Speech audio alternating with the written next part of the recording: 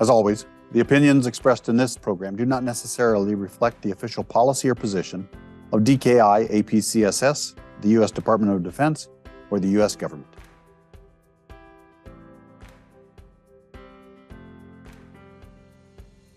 Many local issues drove these elections, and that kind of it needs a local presence in very many ways, and it has to appeal to the locality as to what are the primary issues, right?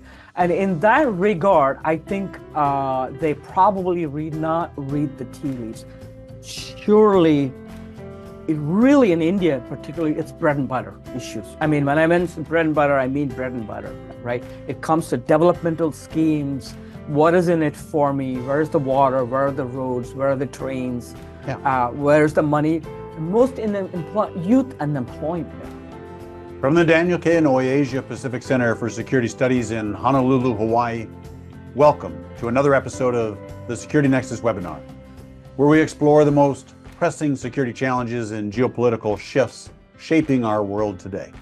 I'm your host, James Minnick, Colonel United States Army retired and professor here at DKI APCSS. It's a pleasure to have you with us for this insightful conversation in episode 21, From Promises to Reality, Analyzing India's 2024 Elections.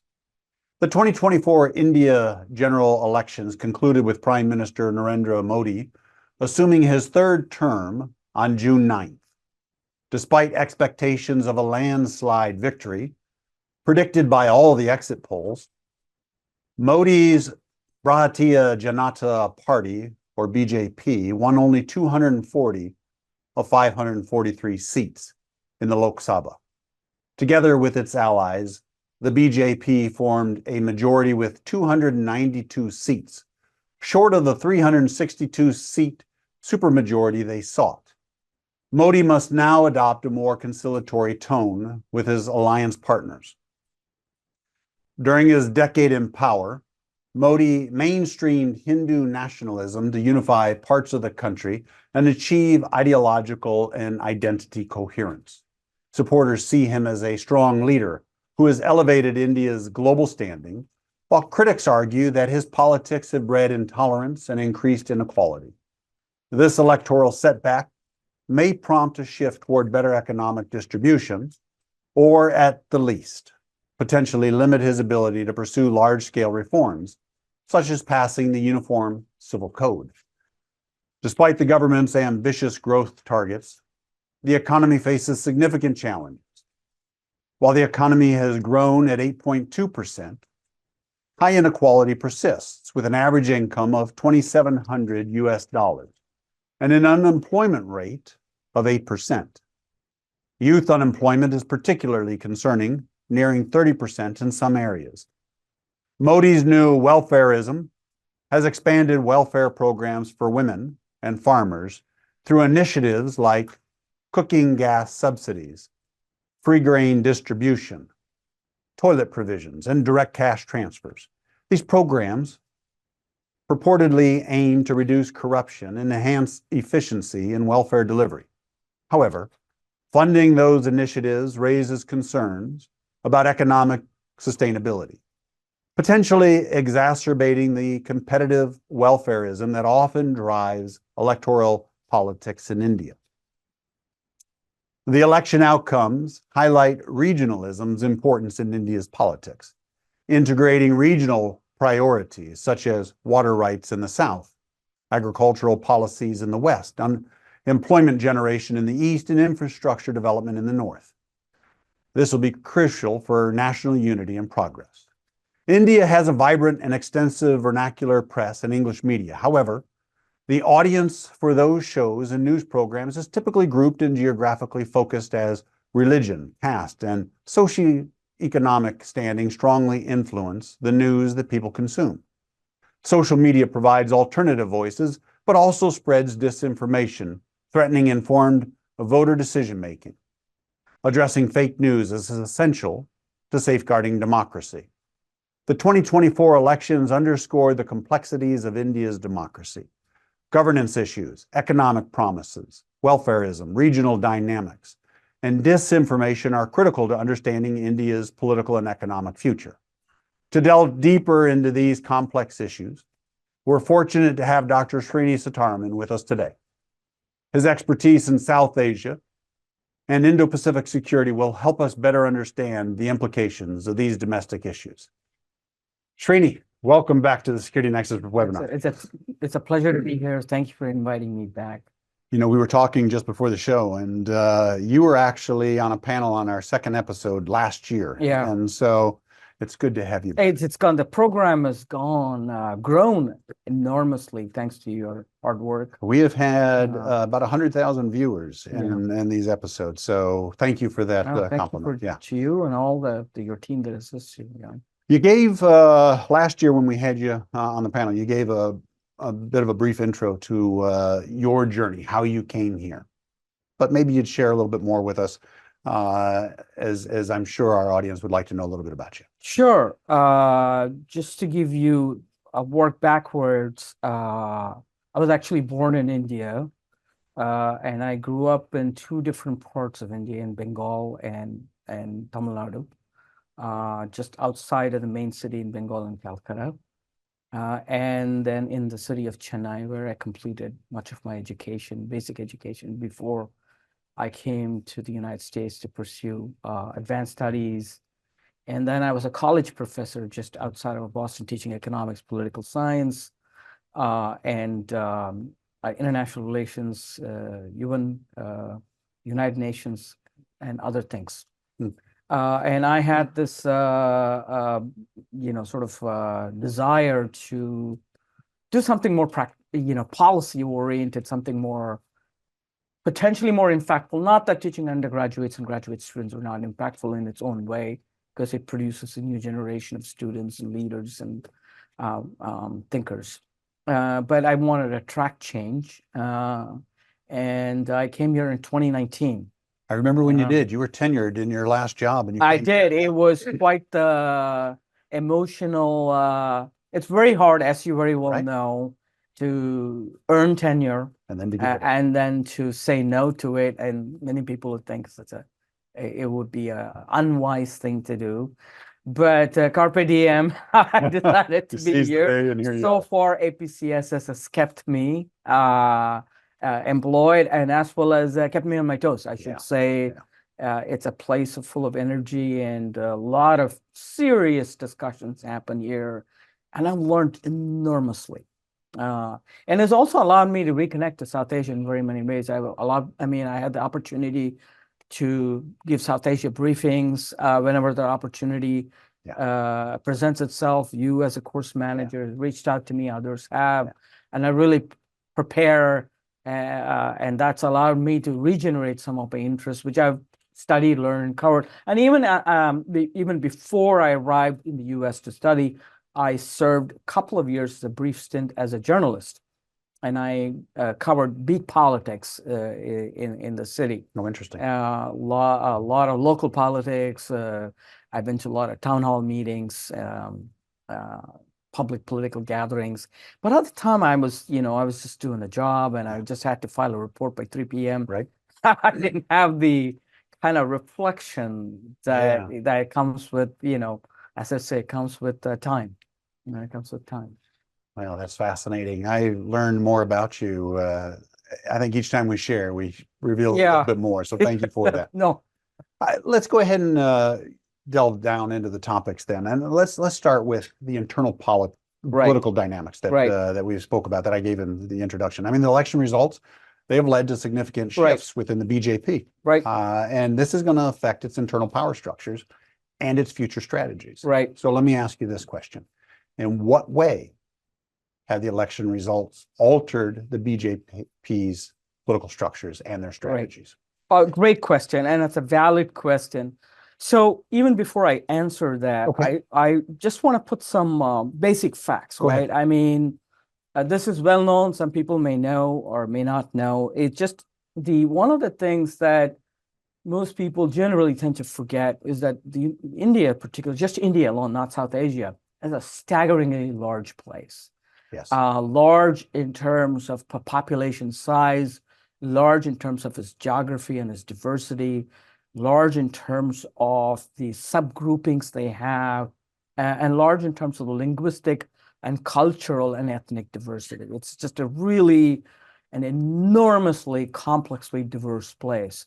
That's one. And just to give you a little like a data point on that one, they have 28 states and 8 union territories. So you have to conduct elections in and 2 of the union territories is different than the rest of the others. And the estimates the languages vary, right? In 22 separate official languages are recognized, but some argue 700. I saw a number of 19,000 languages and dialects. So that gives you the variations. And just to put some things in perspective, even today, for the large part, a person who lives in the southmost part of, say, Tamil Nadu or Kerala will rarely travel to the northeast part of India on an average. There are exceptions. He or she will marry somebody from Arunachal Pradesh, Mizoram, Nagaland, Tripura, Assam, anywhere else. And a person, say, from Haryana, for instance, on an average, will rarely move to Telangana or Andhra Pradesh or any other province or intermarry. I mean, it's very different from the experiences I've had in the United States, where a person from Nebraska could travel to North Dakota, meet somebody there and start a family and settle in California and move. There's a lot of this movement that happens within the US populations, whereas the populations in India tend to be a lot more settled, a lot more localized, and a lot more intrinsically interlinked with each other geographically, more so than ever. So they could be potentially different nationalities. An argument has been made about that in the past. But so that's why India is a union of these territories, right? So you have the union government, and then you have the state government, and then you have the district governments, and then you have the what do you call taluk, which is like the district, local districts. And then you have the panchayat, the village panchayat. So these are like the Loya Jirgas. They, much like your experiences, Afghanistan, they sit underneath the tree. The village elders make decisions on a lot of things. Now, given the complexity, so if I'm a political party, how do I message it? And I think that is going to be the challenge for any national party which wants to hold office. How do I message, and what kind of vote bank do I want to hit on? Where do I draw the votes from? Which states do I draw votes from? And that becomes even more complicated because if I'm in a state like Tamil Nadu, where I grew up, and I can tell you I'm talking about Bengal too, 2 difficult states for the BJP particularly, because in West Bengal, as it's called, it was splintered in 1905, again in 1947, again in 1971. Bangladesh is East Bengal, and you have West Bengal here, which is ruled by Miss Mamata Banerjee. She's the leader of Trinamool Congress. She's got such a strong local presence. However she manages, and we'll get into it in a minute. Similarly, the Dravida Munnetra Kazhagam, which is the DMK, which is the Dravidian People's Party, which talks about Tamil nationalism. And they have been in power in the state from 1966 onwards. 1966 was the last time when the Congress government used to control that state. After that, no other outside political party has controlled it. It's either DMK or the All India DMK, some variations of it.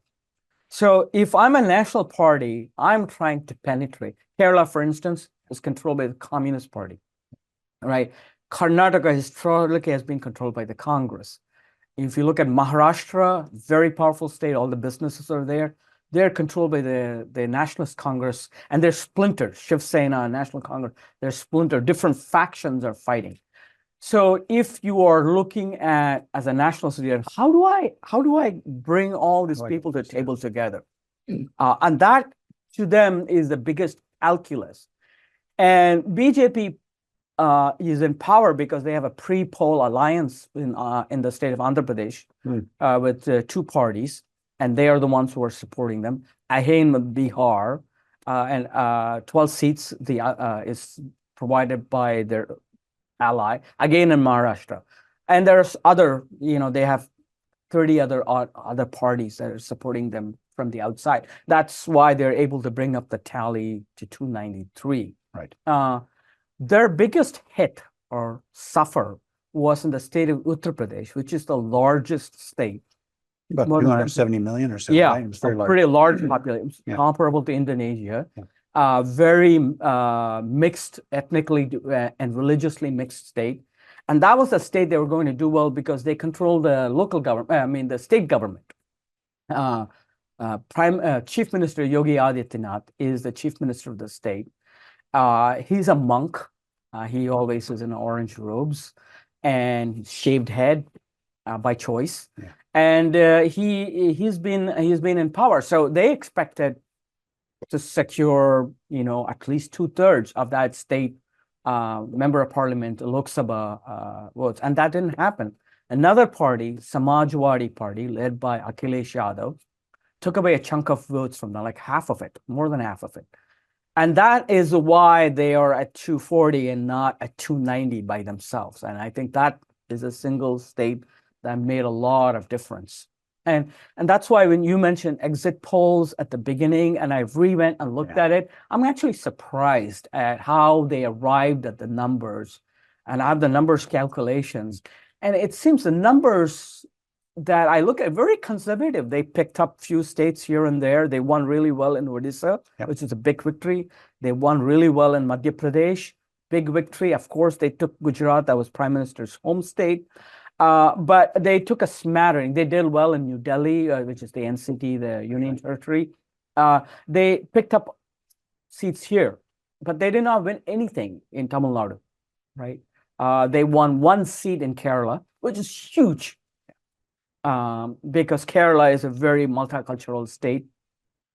Muslims and Christians, they hold significant leeway in the electoral process, and it's controlled by the Communist Party of India there. And that's why, going forward, you have assembly elections coming. BJP has to look at it and find a message that resonates with people. It cannot be entirely personality driven. It cannot be entirely ideology driven. It cannot be a single issue. It has to be multi-issue, and it has to appeal at the local level. I think there were arguments that some would have given that, in fact, the BJP didn't have a real strong objective that they had put forward, that were campaigning on this. I mean, clearly they were campaigning to put Modi back in office for a third term. But when you peel that back, you said and I think you're right, they've got to have strategies going forward on how they're going to appease the electorate. So continue. Yeah. So let's peel that back, as you say, a little bit, right? If I'm running a national campaign, one of the things is that, as I alluded at the beginning, there are very focused local issues. Of course. Tip O'Neill, all politics is local. That's right. And many, many, many local issues drove these elections. And that kind of, it needs a local presence in very, very many ways. And it has to appeal to the locality as to what are the primary issues, right? And in that regard, I think they probably not read the tea leaves. Surely, really in India, particularly, it's bread and butter issues. I mean, when I mention bread and butter, I mean bread and butter, right? It comes to developmental schemes. What is in it for me? Where's the water? Where are the roads? Where are the trains? Where's the money? And most in youth unemployment. I mentioned that in the opening, right? It is right. It's huge because educated youth unemployment is the highest in a country that produces the largest number of graduates per capita. Right. And those are very localized issues, and they were not able to get that penetration in those areas. I mean, they are messaging now that they have local leaders like K. Annamalai in Tamil Nadu. He's a state leader of BJP. He's fighting a 3-pronged battle or even a 4-pronged battle, and his vote share definitely went up. He's facing a tall order, a party that has been in power, like say, 55 years. He has to uproot them from power and grab. That just can be a tall order. So even if he increases the vote share or increases the number of seats in the assembly or in the parliament, that would be a big victory, because Tamil Nadu is going to have state government elections coming up, within a year and a half or so. So that's going to be the challenge for them. And corruption was definitely top and center, and we'll get into it. We will. So I think let's just pull a little bit on. You've said a lot there. You've laid a lot out there for us. But let's talk then about this coalition politics and governance. Right. I mean, they're going to rely. BJP must rely, you would think, on coalition partners, and this is going to present some types of challenges, but maybe opportunities as well for the governance. So the question then I'll ask you is this: how will those dynamics of coalition governance affect the government's ability to address these pressing security issues that we're talking about and implement those critical policies? Right. So, because you're trying to appease large, right. Yeah. Okay. Right. You got it. So if you're a coalition partner, you will try to seek your share of whatever, right? You want development money for rebuilding the capital. That's what the Andhra Pradesh is seeking. You want money for flood relief, employment guarantees, women's education, free noon meal scheme for school children, whatever it is. So how are we going to do it? So what you have to do, your position now, you can tilt right or left on you can steer right or left. Let me see. But you cannot really turn 180 degrees on any policy. What I'm trying to say is that you cannot upset the apple cart. That's right. Excuse me.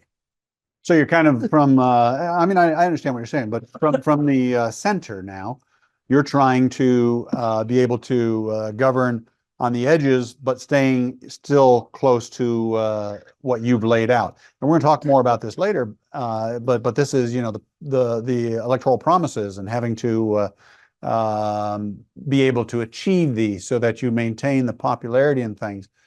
But the core of this will be, for the last 10 years, Modi has been able to govern with a majority.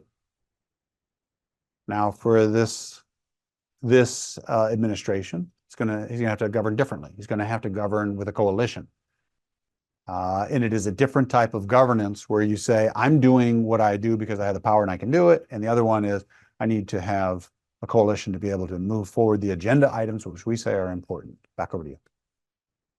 So you need the coalition partners buy-in. So in this case, I think for a year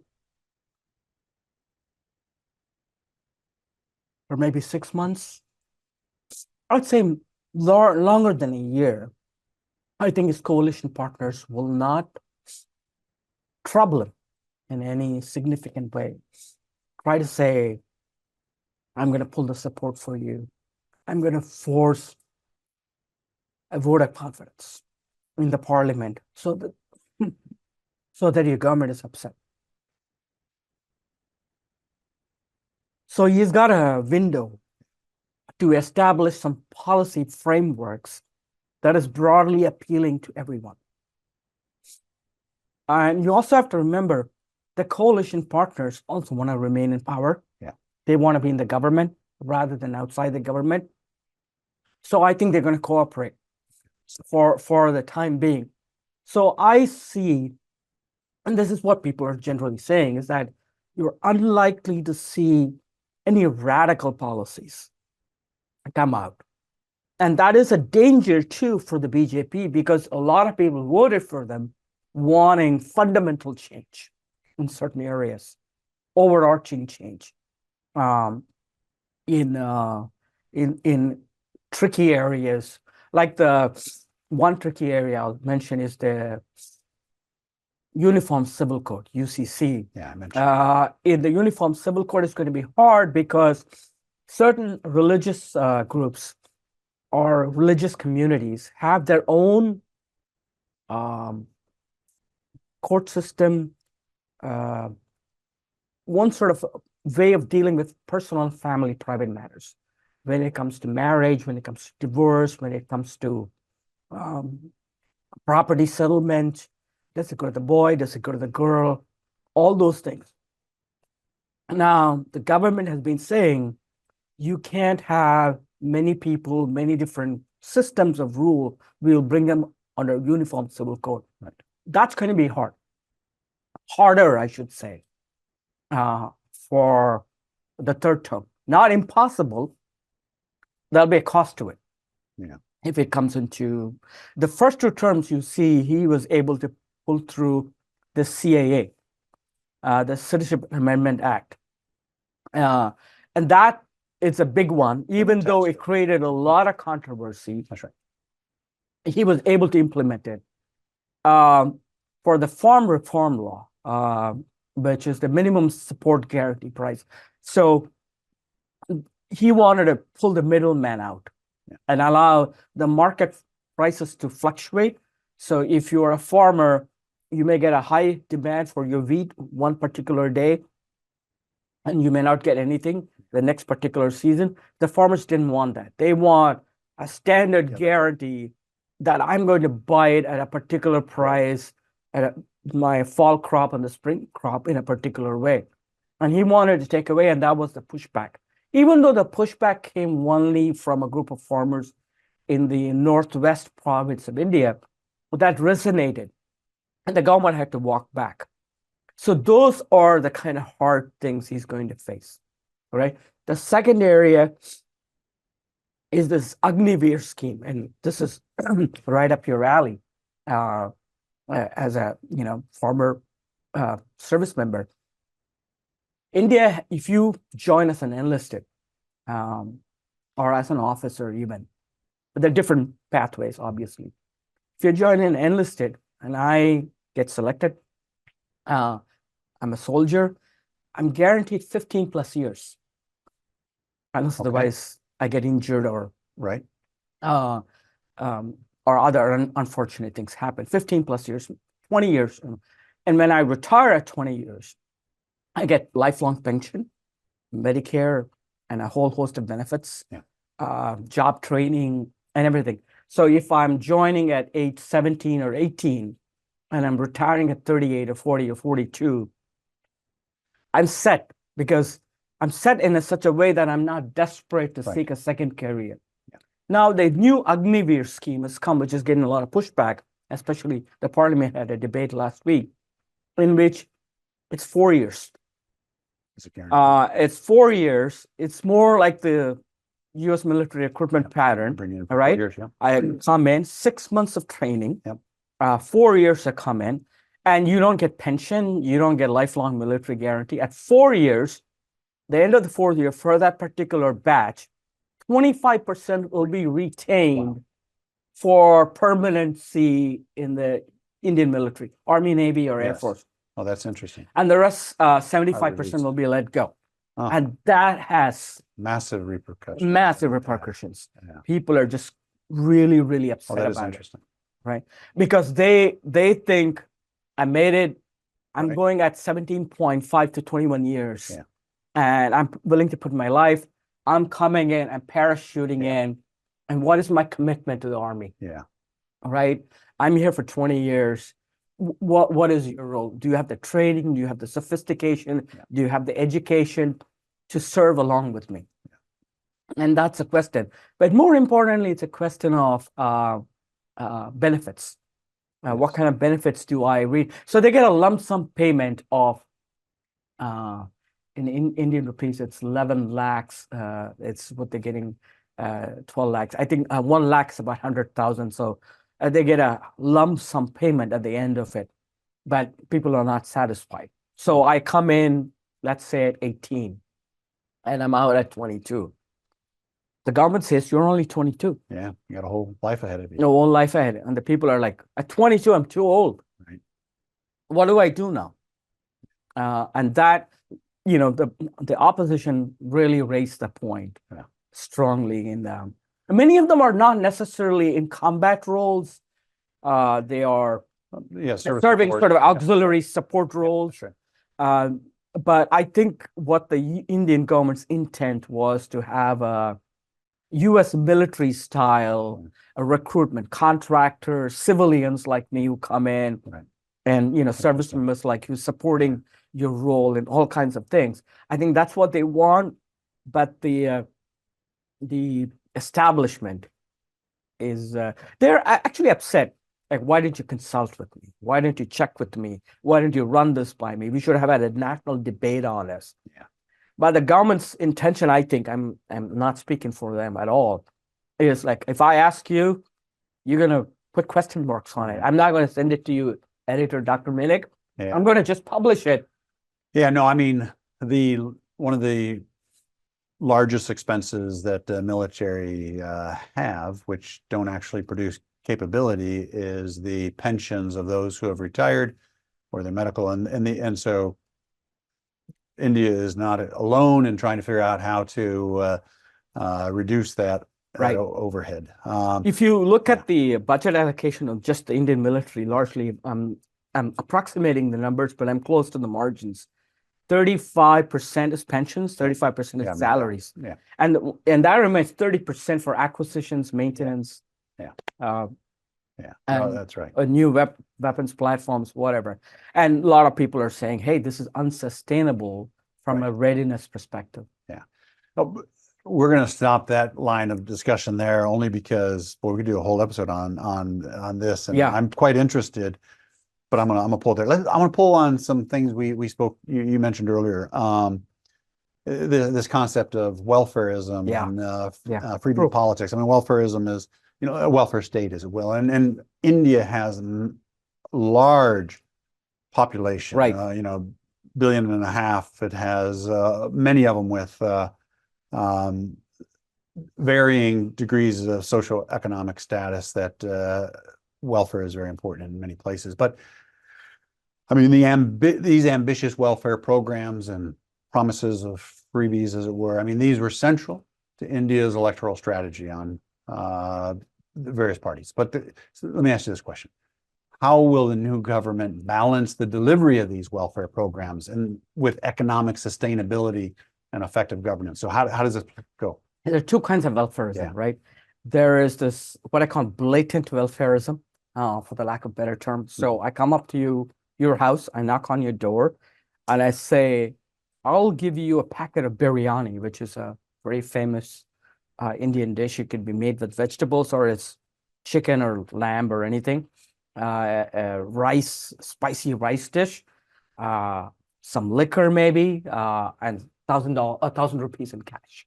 Would you vote for me? That's vote buying. Yeah. And the guy says, yeah, sure, I would do it. Yeah. Right? I mean, there's a lot of good stuff in front of me. So that happened a lot. Yeah. And that's going to be harder and harder, difficult to change. And that's why there was a lot of crackdown on movement of cash. So there were raids, and there were police patrolling, and there were police roadblocks. All they were looking for, do you have large amounts of cash? Yeah. Not even food, but cash and liquor. If you were carrying cash and liquor both within and off the state, and they knew during election season this were being used to buy votes. That's one. Yeah. It's a policing or a law enforcement issue that they're going to run into. Without naming names and accusing anyone here and generalizing, and some people say, no, my party did not do it. Parties indulged in it, have indulged in it, are indulging in it, are likely to indulge in it. Yeah. That's one. The second form of welfarism is the policy welfarism. That's right. So if I come to power, free electricity, okay? I can see in the state of Karnataka where I was, the past December, not past summer, women get to ride in the bus for free. Blanket. It's already in operation in the state of Tamil Nadu. If you don't need any chit or anything. You just have to say I'm a woman. You're fine. You're good. They'll give you a specific ticket for it. It has no cost, right? Women between the ages, I forget, 12 to 64 or something like that. And not in all buses. Deluxe or air-conditioned buses. You're not the standard buses. Okay. You can ride. So that's a different form of welfarism. I come to power, and here's where I'm going to open up a can of worms, and it has to be open up. I will say I am going to give you privileges for your community. I'm going to give privileges to the community of Minix. Yep. Minix will get privilege in medical admissions, in college admissions, in school admissions, whatever, in jobs. Get your vote to me. And that is a little bit more problematic in my view to manage, because many of those regional politics are driven by these sort of issues. And that happens. So this, throws open the word caste. So I say I belong to a particular class. I am backward. I am other backward, or I'm most backward. And by fitting into these categories, the government, since independence, has created a list or a quota system of this group gets 18%, that group gets 12%. You're this group and you qualify, you bring in a card, I put you in this, you get X, Y, and Z. And that's how they managed it. And no party, I think, is exempt from that. I'll give you judgeship, or if you're belonging to, I'll reduce the cutoff marks for entrance into engineering schools. And that, I think, is what you call race to the bottom. Well, and so, I mean, every state has a need for welfare. There's no doubt. There are segments of society that need our attention. There are different reasons. Socioeconomic status reasons, could be different abilities, age, all these different reasons that may drive a group that needs assistance. But it is the way that it is administered to determines whether or not it is uplifting of that community, or whether or not it doesn't actually uplift the community. And so that, I think, is a critique of how welfare states are implemented, and whether or not they can uplift, or whether or not they just become a resource drain that doesn't actually advance the community. You're right. I was, while you were talking, I was trying to pull the BJP's party manifesto. This is the manifesto they had for their 2024 election. It's called Sankalp Patra. I mean, basically, it's a promissory note. Yep. They issued a promising note in which, if you look through it, and I won't walk through it. Like, for example, there's a beneficiary scheme who are 70 years of age or older. There's a loan cap. If you are, railroad will be improved in particular parts of the country. Women will be trained in fields of information technology and tourism. There's promises to the transgender community. It's a series of promises, right? And you can look at it and say, well, every government says they're going to make promises. So what is new? But you have to go beyond, I think, localized promises, and talk about a transformational impact of your economic policies that really permanently pulls people out of poverty. And that has happened. I mean, all due respect, it has not happened to everyone, but it has happened to certain groups of people, right? People who are in certain economic sectors, that's why medicine, engineering, and computer science is highly preferred. People in those sectors of the economy in the last several years have benefited enormously. You look at the capital of Bangalore, you look at Pune, you look at Bombay or Mumbai, you look at Chennai, you even look at Delhi. They have just grown exponentially. Metros have come, new trains have been introduced, but and then there's of course traffic issues. But the cities I visited, since I've seen them in a child, it's transformational, unrecognizable in terms of the buildings, the hotels, and the trendy places like KFC they have in there. It's enormous, but still the need is greater, right? Why can't the people who have experienced these growths, why can't it transfer or filter down to the other areas is a political and economic and fiscal challenge for the government. Let me pull on this a little bit more. This thought of economic promises, reality. I saw the manifesto as well as available online. People have no doubt it's in multiple languages, and it lays out. This is BJP's manifesto I'm talking about, and it lays out these different. You've enumerated some of them here, the different things that we are going to do. So, and they're going to do those things now through a coalition government, and there will be challenges. And so, should we be able to expect that those promises are going to be fulfilled, they're going to be implemented? And then how do you expect, this going forward, the implementation of this, to be a priority? What do you expect? Let me I'll take your question. It's a great question. It's not an easy one to answer. The complexities are great because some of the infrastructure they had built, it could be the BJP or it could be the Indian National Congress, Yes, which had power in 2014, has come under some criticism because New Delhi had major rains and some of the buildings collapsed, including some damages were suffered at the main airport. And some areas, a lot of areas in the country periodically get flooded during rains, during the monsoon season, or they suffer from extreme heat, and the traffic and the congestion and the pollution only adds to the misery of the people, and the electricity demand goes up. So when development happens, infrastructure happens, it's a great thing. So what the state has to think about, I'm talking about the central government, the union government, they have to think about building buildings that are robust and they can handle the extremities of the weather, which is only going to get worse, as we all know.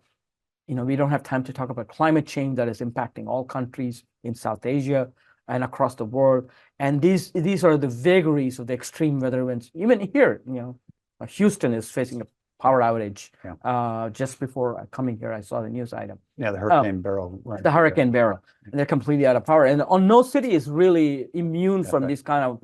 So robust infrastructure is one. So if you're going to build an infrastructure that's going to break down very frequently, and that people are going to be angry at you, and that anger comes across, number one. Number two, I also think infrastructure has to be transformational.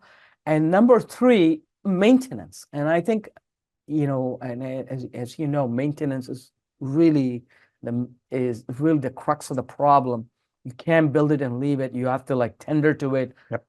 It's like a garden. You got to de-weed and poke and prod and maintain it. And I think that there's some lacunae in that area that could be addressed.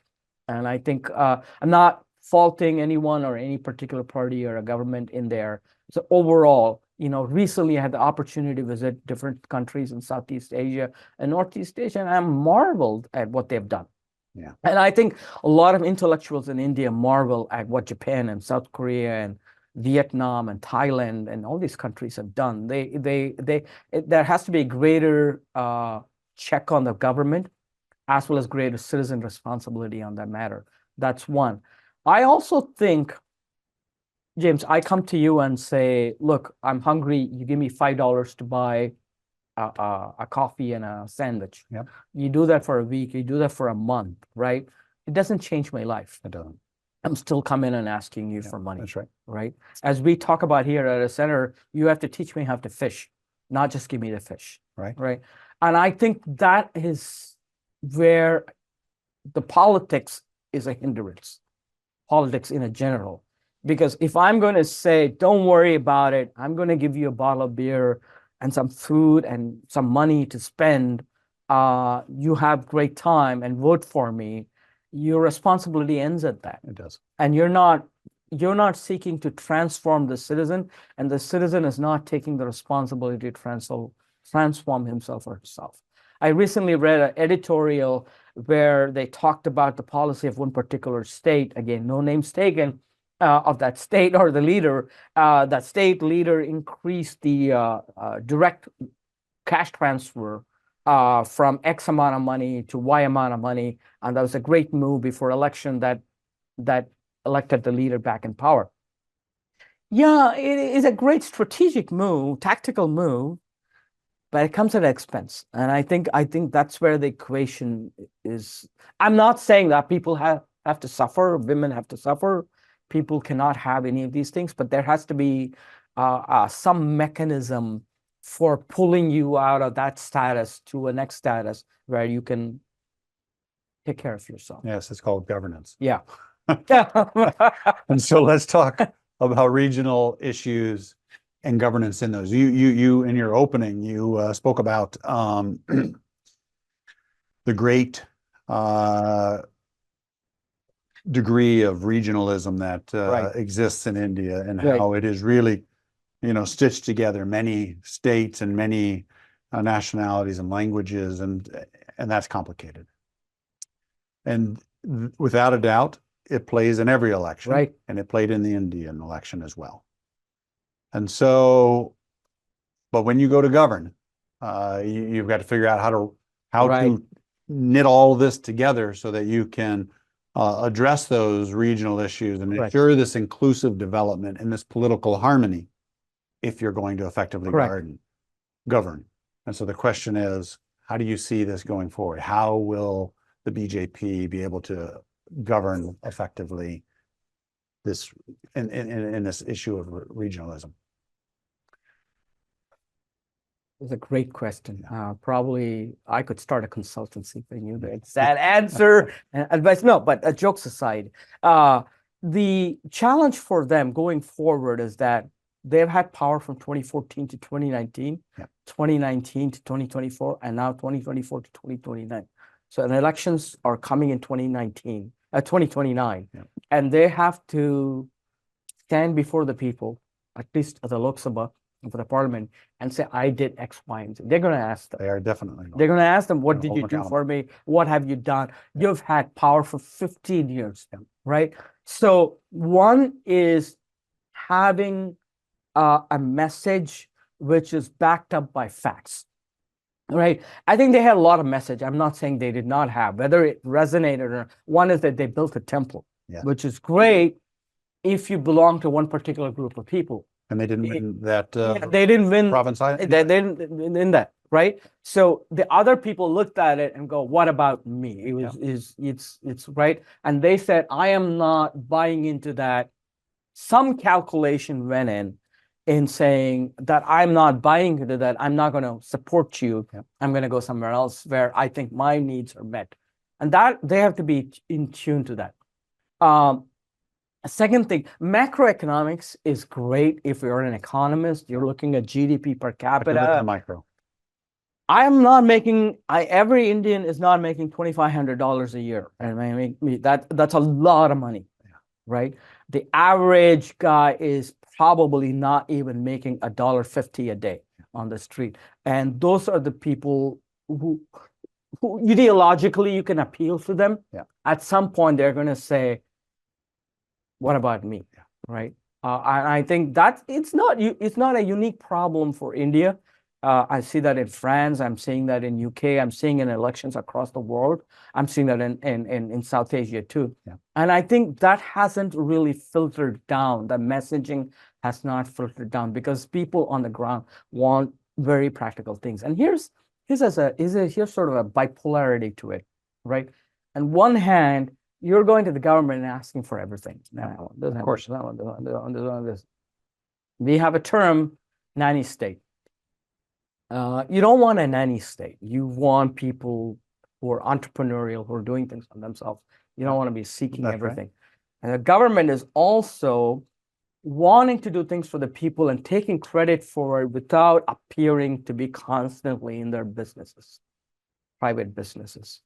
And I think that there's a fundamental bipolarity that they haven't bridged.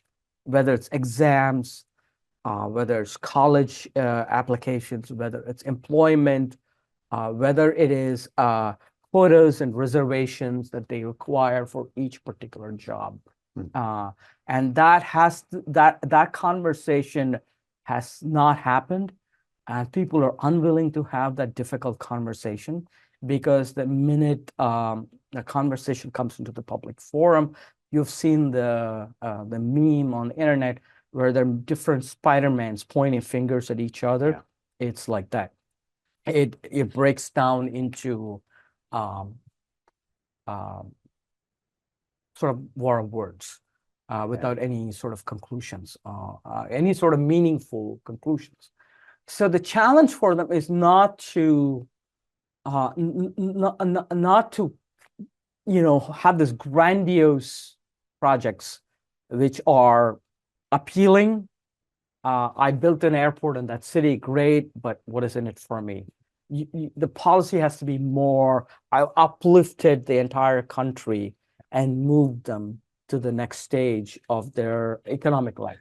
The youth population in India is very high. Yeah. And I think the ages 15 to 55, that's where they have to target a lot of these economic policies in there. And governance, as you mentioned. Yeah, it is. This time is getting away from us. So I think what I want to do now is I want to go to audience questions. Yeah. And so maybe we'll do a lightning round and move our way through there. So let's go here. First one is asking about secularism in India. Will secularism flourish or falter with the current election results in India?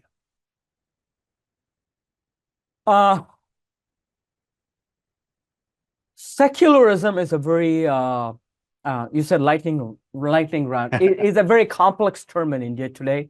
It's politically loaded, and you see the polarization surrounding that particular word.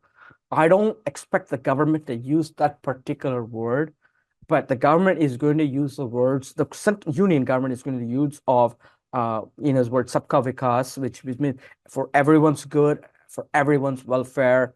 Overall, that's what it is going to see. They're not going to approach it from that particular perspective. Okay. We spoke a bit about welfarism, welfare state. This question is really asking, okay, but how do we help the people below that are living below the poverty line in India? What is, and you mentioned them, some of them making $1.50 a day. What do we do for them?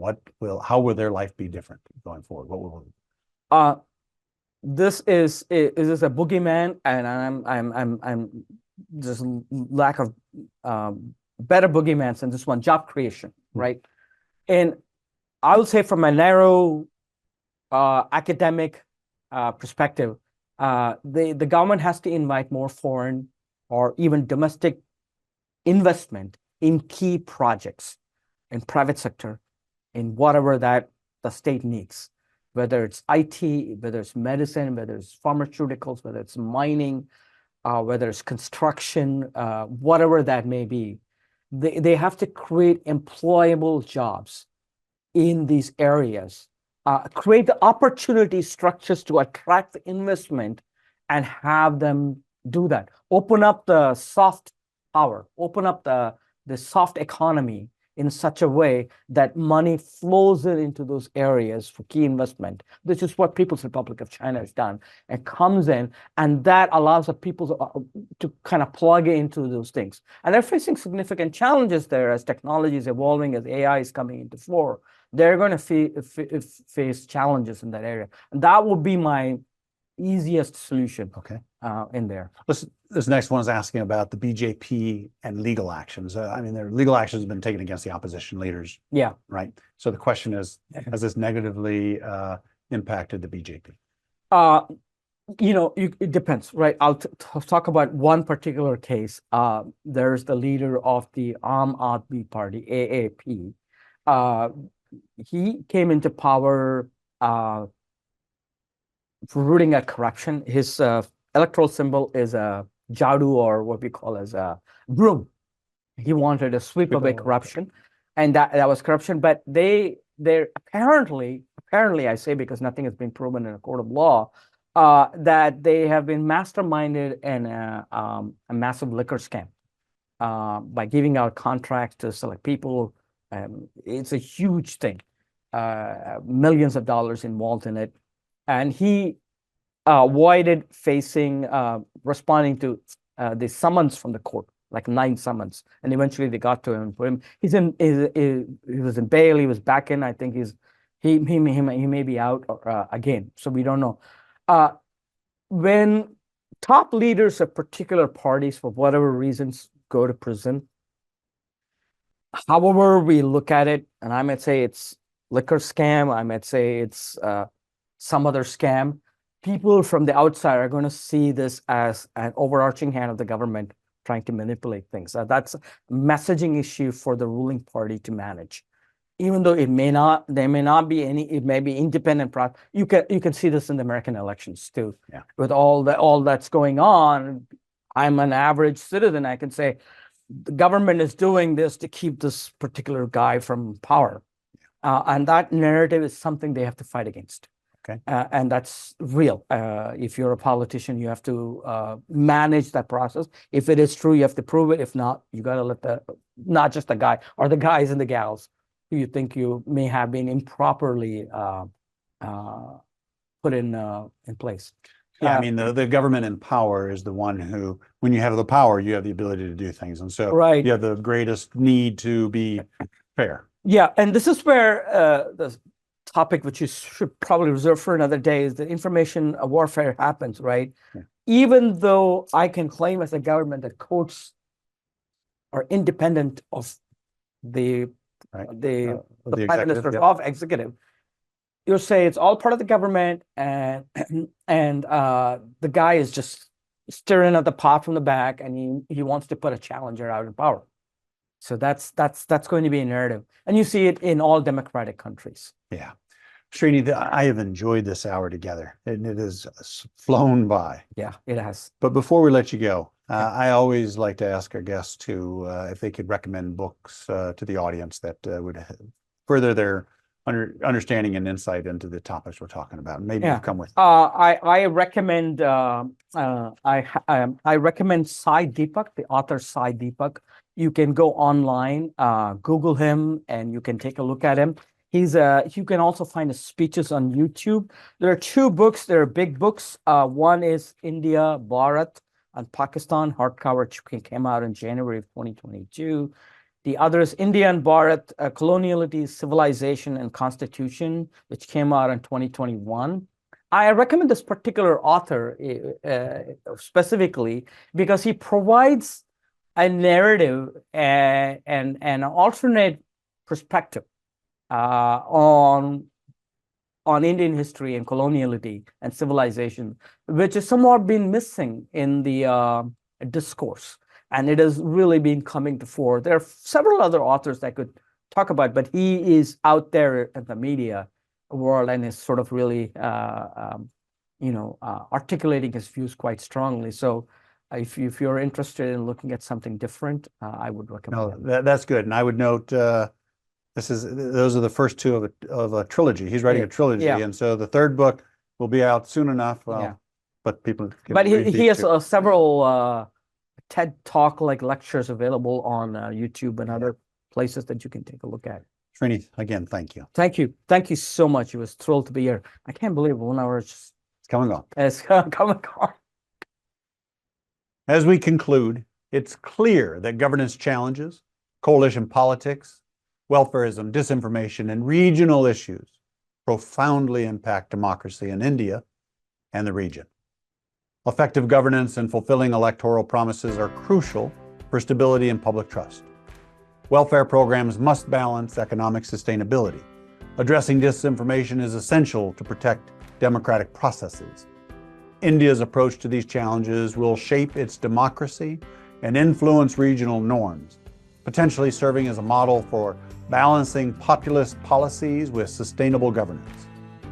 I encourage you to join us on July 22nd for our next Security Nexus webinar, Jihadist Terrorism in the Indo-Pacific, Resurgence and Resilience in the Post-Caliphate Era.